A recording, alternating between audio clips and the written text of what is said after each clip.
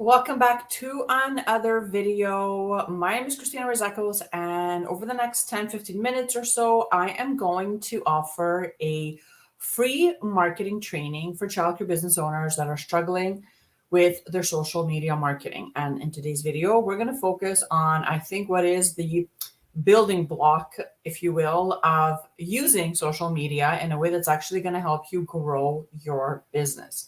So if you're new to my channel, welcome. Make sure to say hello, subscribe to the channel, click the notification button to make sure that you get updated every time I drop a marketing training, which is every single week. I am going to get started because I don't want the video to be too long, but I really want to make sure that you are taking notes, right, and writing things down so that you can implement in your social media marketing strategy when it comes to your daycare's advertising. Okay, so today I wanted to focus on, again, the foundational, the building block of your social media marketing strategy, which is understanding how the algorithms work. So either on Facebook or on Instagram, and how to make sure you're actually using it in a way that's growing your online reach, reaching more local families, and basically just growing your business, right? Because if you're not doing that and you're not using it to actually help you grow your business, then what are you doing? Like, you're wasting your time. Okay. So why do you need to understand this? Again, because if you're running a childcare business, maybe you're a provider, maybe you're running an in-home, a preschool program, or even a larger center, you're probably relying on Facebook and Instagram to advertise your daycare, your program, your center.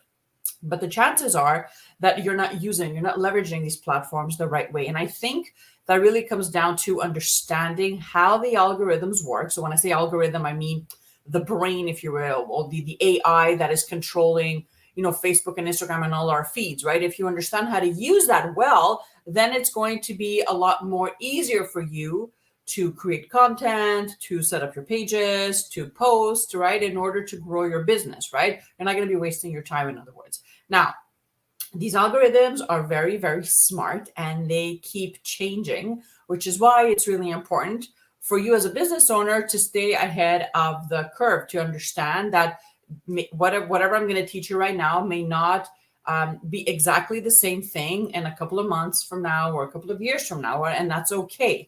But the foundational pieces, I believe, are here. And as a business owner, you really have to make it a point to always be educating yourself on social media marketing, online marketing strategies, right? Sign up to podcasts, sign up to YouTube channels, just like this one, so that you can stay updated. Okay, so it's really important.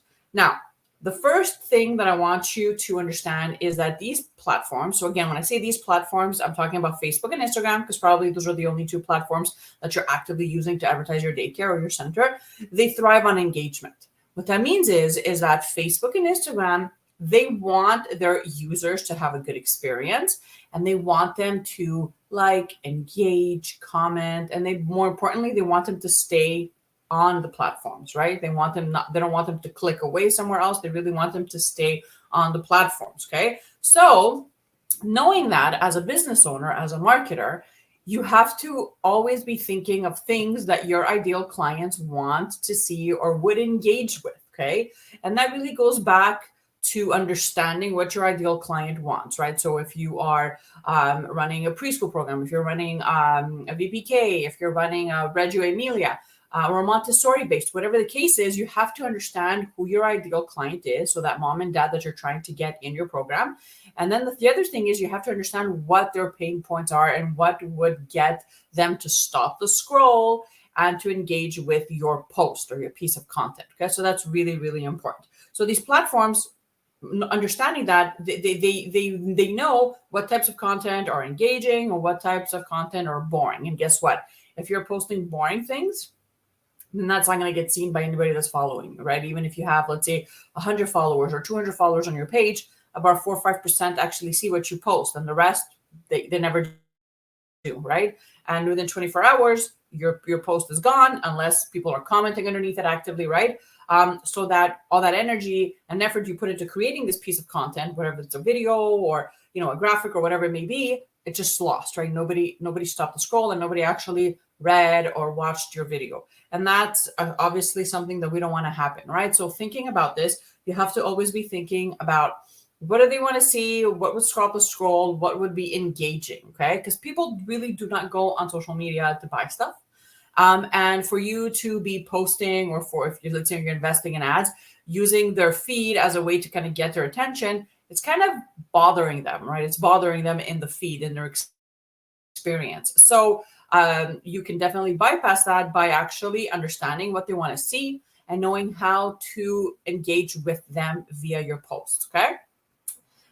Point number 2 that I want to make when it comes to your social media and the algorithms is relevance. So Facebook and Instagram, they prioritize what they think, what they deem relevant to its users. For example, if a local family is always engaging or following or liking pages that have to do with childcare or parenting or online shops or boutiques that are local to them, Facebook and Instagram take note, and they show this client more of that content. Okay. So for example, if I'm scrolling and I am interested in, I don't know, vegetarian recipes, right? And that's all I'm following. So I followed a few pages, I clicked, I asked a few questions in a few groups. Then Facebook sees that as, hey, Christina is really into vegetarian meals. So let us show her more of that. Okay. So maybe me having said that, you may start noticing in your feed, like tomorrow or after you watch this video, that, hey, like I'm always seeing things that I am following, right? So again, it could be, daycares, it could be a specific shop, it could be, I don't know, workout pages, whatever it is, that Facebook tracks that. They track our moves. They track what we like. They track what we don't like. They track what we click on, and they show us more of that because, again, their purpose is to really give us a great experience, to give us an engaged experience right on their platforms, and they don't want us to leave their platforms. Okay. So that's really, really important for you to understand, because it's really going to help you see that what your clients are actually liking and following is what you should be creating in terms of content. Okay. That's really, really important. Number 3 is recency. So both of the platforms, Facebook and Instagram, they don't like old posts and they don't like stagnant pages. What that means is that you have to make it a point to be posting fresh, new, engaging content daily. Okay. If you're not paying for Facebook ads, I would say 4 to 5 to even 6 times a week is a good amount of time to be showing up, right? It's just a good habit to have. You're showing up in the feed, right? You're staying in their feed, which is what you want to be doing. And Facebook's algorithm, as well as Instagram's algorithm, they want this. They favor new recent posts. If you're only posting once in a while, if you're only posting at the end of the summer when you have, availabilities, if you're posting whenever you think about it, right? Because you don't have time, then you're wasting your time because no one's actually going to see it, because Facebook understands it. It tracks your activity and they know that, hey, this page only updates once a year. So we're going to favor another page that posts more recent content. Okay. So that's also something to think about when you are thinking of your content schedule and how many times to show up and what to say and all that good stuff. Okay. And lastly is relationships. So the algorithm favors content around from accounts, users that they're interacting with regularly. Again, they track our behaviors and what we like and what we don't like and what we engage with, and they show us more of that. Okay. So if I'm a mom, for example, and I'm in a lot of local mommy groups asking questions about daycare, maybe I followed a few local preschools in my area, Facebook is going to see that as, hey, this mom that lives in this area is following all these daycare pages or all these preschool pages. Let me show her more pages, right? So that's how this works, okay? So it's really, really important for you to understand that, because you increase the chances of your posts and your pages actually getting seen in front of the right eyeballs, right? When we're talking about local eyeballs, so the moms and dads that you want to have in your daycare, Facebook tracks their practices, what they like, what they don't like, and then it kind of relates everything together, right? So if I've never, for example, I don't know, like the page of that has, I don't know, like steak recipes, whatever, because I don't eat steak and I really don't follow that and I don't care about that. Facebook is not going to show me pages like that. They're going to track my user experience, and they're going to see, hey, she likes, visiting local preschool pages. She likes marketing pages. She likes, I don't know, gardening pages and recipes that have to do with vegan meal plans. And that's what we're going to show her. Okay. So they do that relation in their algorithm. Okay. And that's also really important because in this part of this video, I'm going to share with you how to use this to your advantage, again, so that you're not wasting your time. Let me sip some coffee. All right. So the first best practice tip that I have for you to really help grow your childcare business, more specifically your online reach, is post consistently. Now, I know you don't want to hear that. I know that you're probably busy doing all the things throughout the day, and thinking about what to post every single day can feel annoying, overwhelming, stressful, and you just don't want to deal. Okay. I get it. I have clients inside my agency that tell me the same thing. I don't have the time. What do I post about all the time? I don't want to create graphics. I don't want to open up my computer. Like, I don't want to do this. But it's really important for you because it does increase your chances of getting seen or getting found in the feed, right? Which is what you want to be doing. Remember, the algorithm favors consistency. So you have to be showing up every day, updating your stories at least once a week. Once a day, I mean, sharing behind the scenes look of what's going on, maybe going live once a week would be a good idea too. And if you're not paying for ads, posting every day. Post about things that are important to you, that align with your business, and more importantly, that you know are going to stop the scroll of a local mom and dad that's scrolling throughout the day, just minding their own business, right? And you want to make sure that you kind of get their attention and you hook them in, okay? So if you're running a Montessori program, post about that. If you're running a more nature-based program and you do so many activities outdoors, post about that. Really important that you start creating content that not only aligns with what you're doing, right, in your program, but also is going to attract the right type of clients to your program, okay? Number 2 is create engaging content. Again, remember, it favors engagement. It doesn't favor anything else. It favors engagement and wants its users to have a great experience, to learn something, to laugh, to share something with somebody else, like another Facebook friend. So it's really important that you start thinking about things that you can create in terms of content. So you can ask a question to get conversation started that way. You can encourage comments. So let's say you go live and you want moms and dads to reach out to you personally. You could say something like, comment below if you have a question, and I'll circle back and I'll answer it for you. Comment, like, and share this video if you found it entertaining, right? Whatever the case is, you get it. Like, it likes that type of engagement because that tells Facebook, like, hey, this is something fun. This is something good and valuable for my users. So let me show it to more people. And more importantly, let me keep it in the feed longer. Okay. Number 3, use visuals. So I know that as providers, maybe you just don't have the time to learn Canva, or you just don't want to do it. Maybe you're not very tech savvy and you just take random pictures here and there. But I beg you to stop, okay? There's nothing wrong with sharing pictures of behind the scenes of your daycare. Again, if you're leveraging stories, I think this is a great piece of content, like a visual content to post, like, your lunches and what the kids are doing, activities and things like that.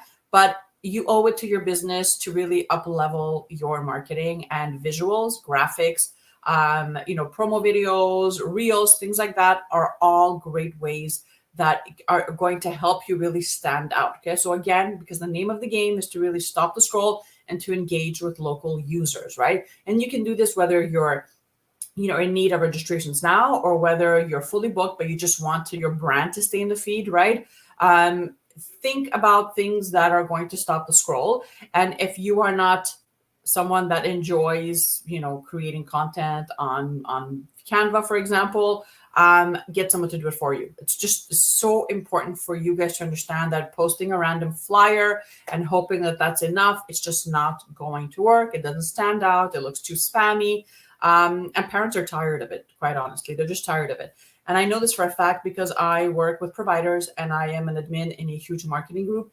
And when I see providers just posting a random flyer that they put up in like under 2 minutes, it just goes unnoticed. Nobody clicks, nobody engages with it because parents are kind of immune to that, right? So you always want to be thinking of what do clients want to see, the different angles you could take a picture with. And again, if you are someone that just doesn't enjoy this, either outsource this or use templates from canva.com that have been created by professionals, where you basically have to kind of drag and drop your own content, but it's just really important that you up level that. And again, videos as well are also super important to going live, or if you're too nervous to go live, maybe record a video and upload it on your platforms. I can't tell you how much better your conversions are going to be and how much better your engagement is going to be, instead of using a static image or a flyer type piece of content. Okay. Number 4, leverage stories and reels. Again, you don't have to be dancing around in the reels. If you go on canva.com, they have templates that have already been created by other creators. All you would have to do is just go in and swap, and you can get real creative with them. So you can use them to share a review, record the kids playing in the yard and post like something like a cute caption, and put some music in the background.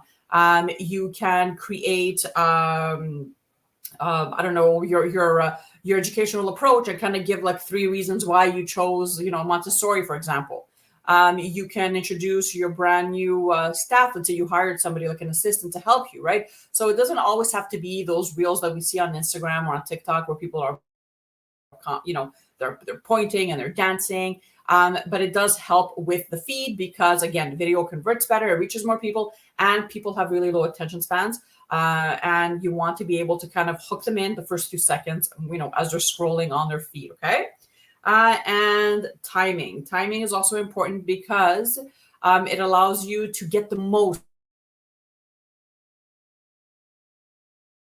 that energy and that effort that you're putting in is actually going to get you results. And the easiest way to do this is by logging in to your Meta Suites and then clicking on Insights. And then Facebook really just tracks everything for you. It could tell you what piece of content did best, what converted better, what reached more people organically, when people are more active, what countries they're active, their ages, their sexes. I mean, they can do all sorts of things inside this Insight tab, but it really is up to you to kind of go in and find that information. And then once you have that data, then it becomes so much easier for you to understand when you should be posting, right? So for example, for my platforms, I'm trying to target childcare business owners and providers, and I know that they're probably online really early in the morning before the kids show up, maybe around lunchtime when the kids are sleeping, and in the afternoon after 6 p.m. when the kids have gone and they're just kind of decompressing from their day. So I try to post content around those times, right? So for you, it could be something different, obviously, depending on, the parents in your care and their schedule. But nevertheless, it's really important for you to be able to track your data and to post according to the times that work best for your platforms. Okay. So there you have it, you guys, how the algorithm works and a few tips on, and best practices to really help you increase your organic reach online on Facebook and on Instagram. So if you are struggling with your marketing, if you are listening and you're thinking, okay, I don't have to do all this, I don't know how to do this, how can we connect? We actually run a monthly membership where we help you with social media content, marketing trainings, and live support. If you want to get some more information, we do offer a free 5-day trial. I'll put the link somewhere in the description of this video. Click on that, read through the page, and if you think it's a good fit, welcome. I would love to welcome you inside and work together. Other than that, have an amazing rest of your day, and I will see you guys again next week. Bye for now.